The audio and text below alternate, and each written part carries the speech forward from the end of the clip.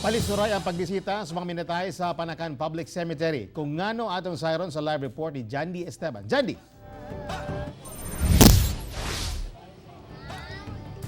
Yastek gawas sa piot ang agianan, lubog gihapon sa baha ang maong sementeryo. Samtang PRO 11 Director Fillmore Escobal, personal nga gituyok ang mga sementeryo sa Davao City. Halos mag-abot na ang abaga sa mga mibisita sa mga minatay dinhi sa Panakan Public Cemetery tungod sa kaguot ug kapiot sa dalan. Napuno naman god ang sementeryo ug gamay na lang kaayo ang espasyo nga kaagian sa tao. Busa ang uban, ibabaw na sa pansyo ng agi. Gani si Nanay Edna, dugay niyang natultulan ang lubnganan sa iyang anak. Sa una mag-agian pa man makagi pa man mi diri karon di naman daghan naman patong-patong.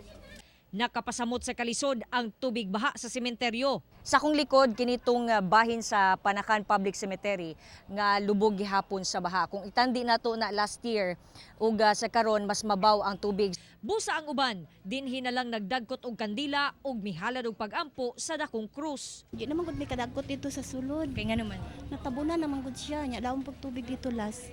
Gisapawan siya tulo ka kuan pa. Musabot lang sa sila kay naapamanggoy portion nga wala pa jud nahubas ang tubig. Pero kung mostly na jud nakasulod sila katong nga ugan na jud nga tubig. Wala na jud nakasulod na ang uban nga mga tao. Samtang, mismong si Police Regional Office 11 Director Fillmore Escobal ang nangunay sa pagtuyok sa mga sementeryo sa Dakbayan aron personal nga makita ang sitwasyon. Giatuan ako ng mga lugar. It's a very orderly. Ang placement sa mga security, yung compliance sila, mga police assistance desk na amampod, ang police visibility is very satisfactory. Security preparations that we have put,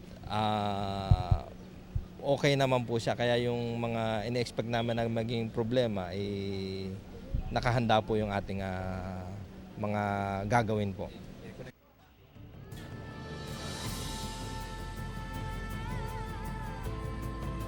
Tek nata din hikaron at bang mismo sa wireless public cemetery ug atong makita din hikaron medyo nag-usad pagong nano ang dagan dinhi sa traffic dinhi atubangang bahin niini nga sementeryo. Tulo magud ni ka sementeryo dinhi Tek no, mga kapuso ang naa dinhi dapita sa Father Selga Street, Davao City. Doon na po Roman Catholic Cemetery ngun man dinhi ang Forest Lake. Busa gilauman gyud nga bulto ang pagdagsa ni ining mga tao dinhi. Gani sumala sa ato ang kapulisan 5,000 to 8,000 ka mga estimated katao ang midagsa ni ining tulo ka sementeryo nga anaa dinhi karon. Pero nagdeploy naman daw sila og kapin 3,000 ka mga pulis no palibot sa area ug duna usab sila yung mga augmentation from other law enforcement agencies. Ug in terms of traffic nga control man daw no sa CTTMO ang dagan sa trapiko dinhi dapita. Balik ni mo Tek. Okay, daghang salamat, Jandy Esteban.